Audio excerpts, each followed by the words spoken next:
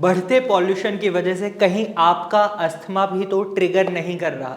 अगर आपका asthma trigger कर रहा है तो आज की वीडियो आपके लिए है, क्योंकि इस वीडियो में मैं आपको बताने वाला हूं कैसे आप बढ़ते हुए पॉल्यूशन के समय भी अपने अस्थमा को इजीली मैनेज कर सकते हैं। अभी हाल ही में अगर हम देखें दिल्ली, हरियाणा, उत्तर प्रदेश, तो ऐसे एरियाज में हम देखते हैं तो पॉल्यूशन बहुत ज्यादा बढ़ा हुआ है और ऐसे में अस्थमा पेशेंट बहुत ज्यादा घबरा जाते हैं और उन्हें कई बार अस्थमा अटैक भी आ जाते हैं। तो ऐसे में आपको क्या प्रिकॉशंस रखनी है आज इस वीडियो में मैं आपको बताने वाला हूं।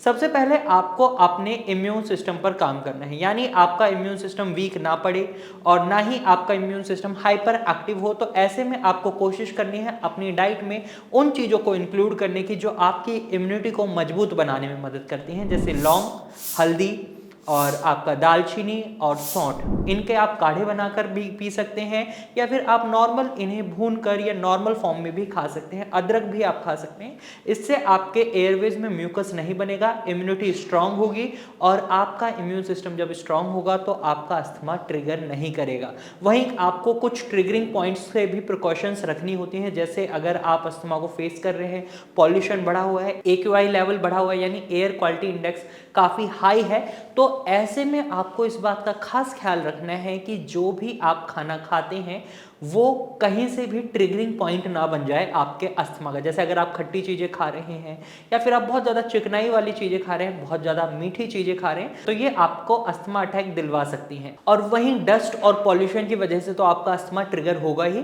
तो ऐसे में सबसे इंपॉर्टेंट पॉइंट ये आता है कि आपको मास्क वेयर करना है। अगर आप मास्क नहीं पहन रहे, बाहर मार्केट में जा रहे हैं या बाहर किसी काम से जा रहे हैं, तो इसके चलते आपका अस्थमा बढ़ सकता है और बिगड़ सकता है। तो ये गलती आपको नहीं करनी है। अगर आपको अपने अस्थमा को मैनेज करना है तो इस बात का आपको खास ख्याल रखना है।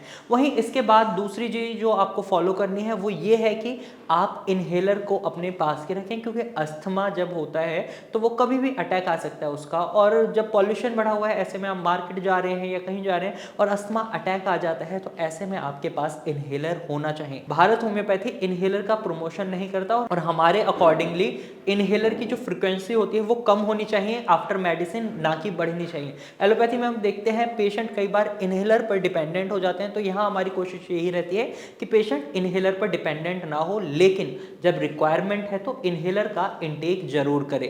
वहीं पॉल्यूशन के समय आपको अपनी डाइट में भी एक खास ख्याल रखना होता है। आप एंटीऑक्सीडेंट रिच फूड्स को इंक्लूड करें, जैसे बीट रूट, कैरेट और आपका सेब खा सकते हैं, आप पपीता खा सकते हैं। और मेलन सीड्स यानी जो तरबूज के बीज होते हैं या खरबूज के बीज होते हैं, उनमें भी बहुत अच्छे एंटीऑक्सीडेंट मिलते हैं और आपकी इम्यूनिटी को स्ट्रॉन्ग करने में भी ये मदद करते हैं। तो आप इन चीज़ों को अपनी डाइट में इंक्लूड कर सकते हैं और बढ़ते हुए पॉल्यूशन के दौरान अपने अस्थमा को ईजिली मैनेज कर सकते हैं।